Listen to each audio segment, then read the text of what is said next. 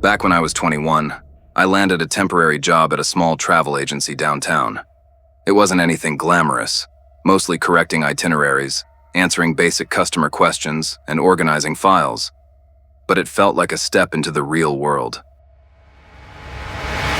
The office was a compact room with rows of desks that were too close together, the kind where you could hear every sound people made, the clicking of keyboards, the way someone cleared their throat, the rustle of paper.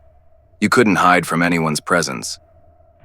Near me sat Sarah, one of the senior agents, warm and patient. Lloyd, the self-appointed mentor, loved giving advice nobody asked for. And then there was Clyde.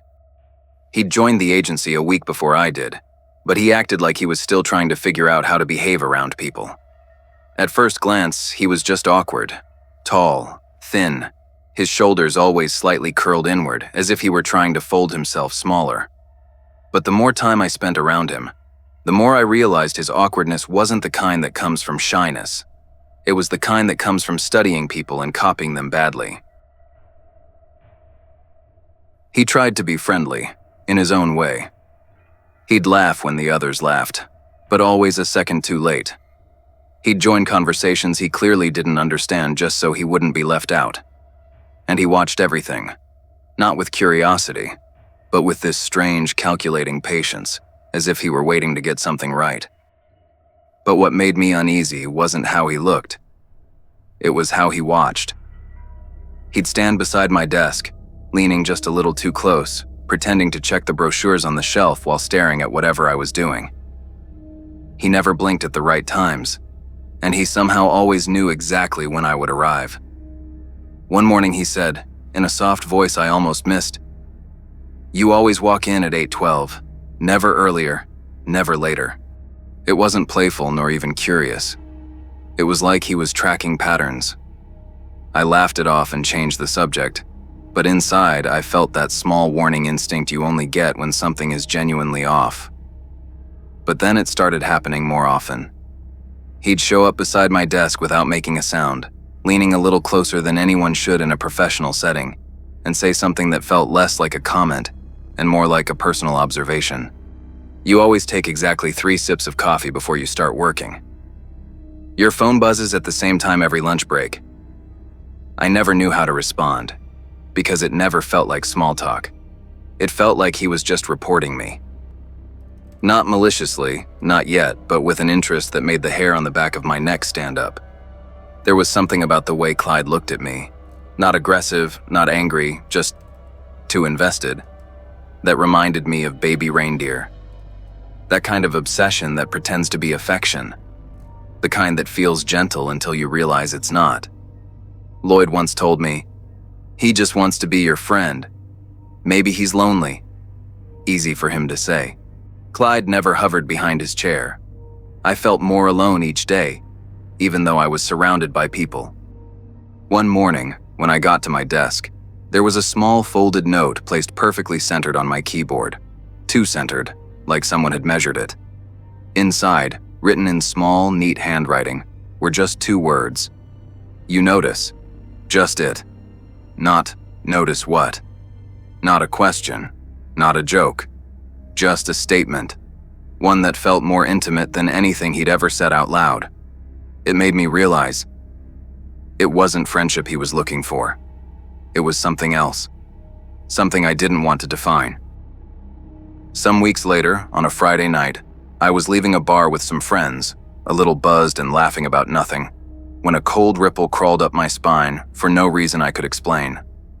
I turned my head just a little, barely enough to look, and my stomach dropped. Clyde was there, pressed against a column near the bar, half hidden in the shadows, watching me like he'd been waiting for the moment I would notice. I froze. And then people walked past, blocking my view for maybe 3 seconds. When they cleared, he was gone. That's when I really started getting freaked out. Was he following me now? Since when? What was his next step? It didn't feel like someone being awkward anymore. It felt like someone trying to scare me. The following Monday, I walked into the office to see Clyde's desk completely cleared out. No personal items, no cups, no notes. Nothing. Sarah whispered that he'd quit suddenly. Lloyd said Clyde had family trouble. No one really knew. And that was it. Clyde vanished from the agency and from town, as if he'd never worked there. For the next week, I expected another message, some sign that he was still around. Nothing came. Life went back to normal, or at least I convinced myself it did. Until one morning, around 5 a.m., still dark outside except for a thin gray light creeping in through the blinds. I woke up because I thought I heard someone lightly tapping on glass. I wish I hadn't. There was someone in my backyard, only barely lit by early morning gray, tall, thin. And then I felt that same cold rush through my stomach. I couldn't move. I just stared at him, trying to make sense of what I was seeing. I had my phone in my hand when it started buzzing softly. Still in shock, without thinking, I picked up automatically. I pressed the phone to my ear without saying anything. Clyde whispered, "I told you. You notice." My stomach dropped so fast I felt sick. I hung up the phone, but the moment I did, it buzzed again. Same number, same insistence. I never answered that one, or the next after that. The police came later that morning after I finally forced myself to make the call. I told them someone had been outside my home, that I'd received a disturbing phone call, that I recognized the voice. They asked if he threatened me. I said no. They asked if he tried to break in. I said no. They asked if I had any proof. I didn't. One of the officers looked at me with that expression, the one people use when they think fear is just imagination. They said they'd file a report, but unless he actually did something, there wasn't much they could do. When they left, I closed every curtain in my apartment, double-checked every lock, turned my phone off, sat in the quiet, and waited. 3 months later, for a while, nothing happened. No calls, no sightings. And I convinced myself it was over.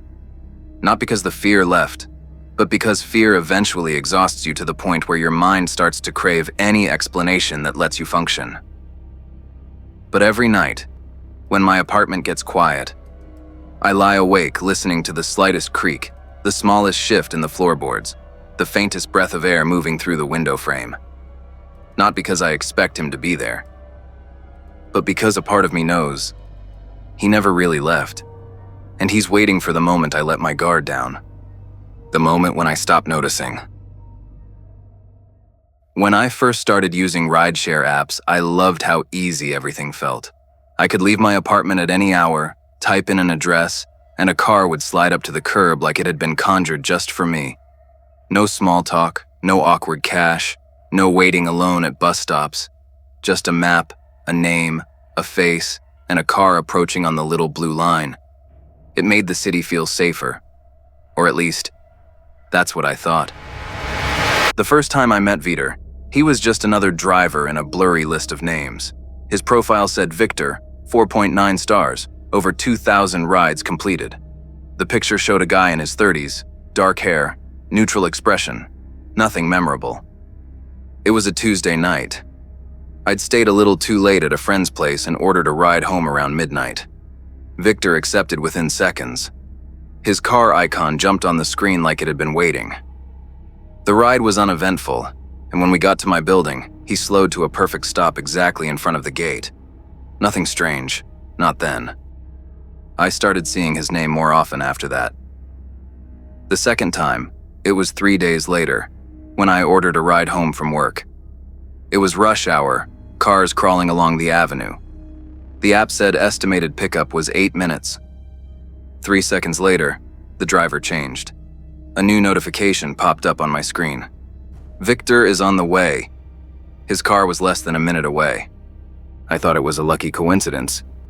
This time, he didn't look at me when I got in, just checked the rearview mirror once and started driving. "You work late," he said casually, not taking his eyes off the road. I glanced at his profile on the app, pretending I hadn't recognized his name. "Yeah," I said. "Sometimes." The way he said it was so soft that it didn't sink in fully until later. Something about that phrase echoed in my head, but I brushed it away as just another weird way of talking. Some people are just awkward, I told myself. That's all it was. The third time wasn't a coincidence. It was a Saturday.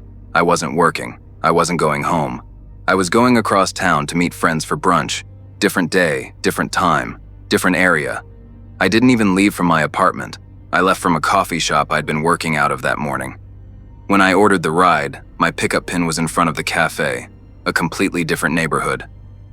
10 seconds after I hit confirm, the name appeared again. Victor. My stomach tightened. He arrived faster than the ETA suggested, like he'd already been nearby. I tried to rationalize it. Drivers circle popular areas, that's normal, completely normal. But something about seeing his car pull up felt rehearsed. I opened the back door and got in, forcing a neutral expression. He didn't greet me this time. Just glanced in the mirror, his eyes flicking briefly to my face. There was a strange kind of familiarity in that look, like people give each other when they've seen each other too many times in the same place. I got in, trying to act normal. "You don't usually go this direction," he said quietly. I froze. I told myself I was being paranoid. Maybe he was just making conversation. But the way he said it, like he'd memorized my habits, wasn't small talk. I deleted the app the next day, switched to a completely different service. Smaller company, different drivers, different system. It felt safer. On Monday, after work, I ordered my first ride with the new app. 3 available cars. None of them were Victor. I felt relieved, until the list refreshed. New driver added, Victor. Same name, same profile picture, same face. My chest tightened. It wasn't even a company he should have been working for. I canceled immediately, walked home instead. That should have been the end of it, but it wasn't. Because after that, I started seeing his car even when I wasn't using any app. I'd step out of my building in the morning and see a car idling half a block away. Same model, same dent on the bumper. At first I thought it was coincidence. Cities are full of similar cars. But then it kept happening. Leaving the gym, leaving a friend's place, even across town. Sometimes the car was parked, sometimes it rolled slowly past me. But every time the driver's silhouette was still. Too still, like he was waiting for something, or someone. The worst moment came 2 weeks later. I was leaving a grocery store at night, heavy bags in each hand. No rideshare apps. I had deleted all of them. As I stepped into the parking lot, a car pulled forward from a dark corner, stopping a few meters from me. Headlights low, engine quiet. The window rolled down halfway. It was him, Victor. He didn't smile. He didn't wave. He just looked at me with a calm, steady expression, like this was the most normal thing in the world. "You don't use the apps anymore," he said. My throat tightened. "I've been in this area more often," he added softly.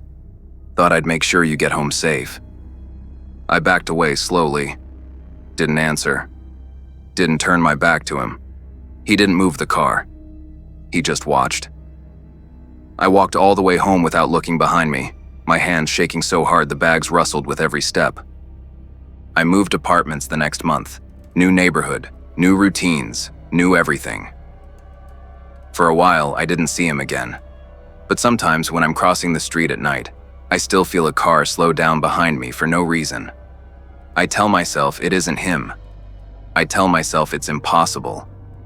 But then, I catch a glimpse of a familiar silhouette behind the wheel. Head tilted slightly, hands resting perfectly still at 10 and 2. A pair of eyes watching me through the glass. And even without hearing his voice, I know what he's thinking. He didn't disappear. He just stopped needing the app to find me. When I first moved into the apartment, I honestly thought I had lucked out. The rent was cheap, mostly because the neighborhood wasn't great. But the place itself was clean, fully furnished. The only unusual part was that I'd be sharing the apartment with someone I hadn't met yet, Daniel, a guy who worked night shifts. That sounded perfect to me that time. If he worked nights and slept during the day, we'd barely cross paths. And for a while, that seemed to be true. Daniel's bedroom door was always closed when I woke up and still closed when I got home. The apartment was quiet, lived in, but without the sounds that come with sharing a space. Still, I always had the sense that someone else was around. Little things in the kitchen hinted at him. A mug in the sink with fresh coffee stains, a fork drying on a towel, a chair slightly pulled out. The fridge shelves a little different from how I remembered. Sometimes a yogurt or half a sandwich I'd saved was gone. Nothing dramatic, just small signs of a quiet roommate with a quiet routine. It all seemed normal. It wasn't until the third week that I noticed something that didn't quite fit. One night around 2 a.m., I woke up to the soft click of a door closing somewhere in the hallway. Not a slam, not loud at all, just a controlled, careful click, like someone was trying not to make noise. I sat up, listening for footsteps, but the apartment stayed silent. That kind of silence that feels heavier than sound. I told myself Daniel probably got home late and didn't want to wake me. The next morning, though, I saw something I couldn't explain away so easily. As I walked toward the kitchen, I noticed Daniel's door wasn't fully shut. It was cracked open by an inch, the first time I'd ever seen it like that. And in that narrow gap, I saw someone. The outline of a shoulder, still and angled toward the opening, like whoever was inside was standing right behind the door listening. I froze. I couldn't see a face, just shape and shadow. Someone upright, awake, alert. Before I could say anything, the door drifted closed. Slowly, silently, like a hand pushed it shut from the inside with deliberate gentleness. No footsteps followed. No sound of someone walking away. Just stillness. I told myself it was normal, that Daniel probably didn't expect me awake that early. I forced that explanation into place because anything else felt too strange to consider. Over the next week, the signs of Daniel continued. Coffee mugs, dishes moved, food disappearing, bathroom mirror fogged even when I hadn't showered. Little shifts in the hallway air, everything consistent with someone who lived quietly, politely, respectfully. And I accepted all of it without question because the idea of a shy roommate made perfect sense. And because the alternative didn't. Everything changed the night I forgot my keys. It was nearly midnight, freezing outside, and I buzzed myself into the building only to realize I'd locked my key inside the apartment. I knocked softly, not wanting to wake Daniel. No answer. I knocked again. Harder this time. Silence. I took a small step back, ready to knock a third time, when I heard it. The faintest brush of fabric from inside, like someone shifting against the doorframe. "Daniel?" I whispered. The sound stopped, and then the lock began to turn. Slowly, each metallic shift drawn out, like whoever was unlocking it wanted me to hear every movement. The door opened a sliver, just enough for darkness, just enough for the outline of someone standing behind it. They didn't speak. They didn't move. They didn't open the door wider. They just stood there. "Hey, it's me," I said softly. "Can you open it?" Nothing.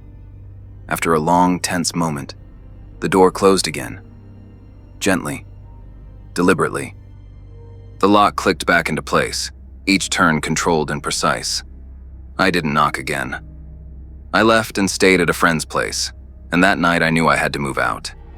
It was all too strange, and I couldn't convince myself to live with it any longer. 2 weeks later, I returned with the landlord to grab the rest of my things.